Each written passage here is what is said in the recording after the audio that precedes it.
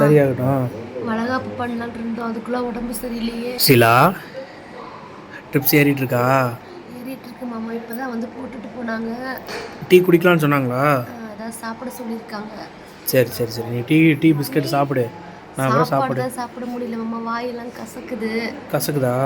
ஏன் பிஸ்கட் எடுக்கல? Dips drips. போட்டிருக்காங்கல்ல. சரி சரி சரி.